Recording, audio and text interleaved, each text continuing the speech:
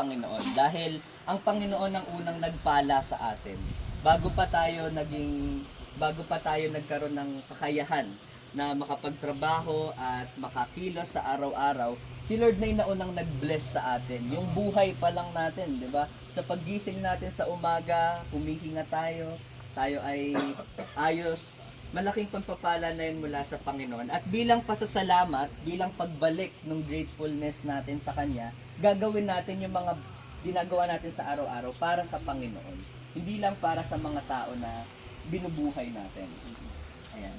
At sa ating pagtatapos, sabi dito, bumangon tayo sa araw-araw para kay Kristo dahil Kanya tayong minahal at iniligtas sa krus ng Kalbaryo. Kanina, yun ay pagpapakita ng pagpapasalamat. Pero ang pinakamalaking dahilan bakit tayo dapat magpasalamat sa Panginoon ay yung pinakaginawa niya dito sa lupa. At yun ay pumunta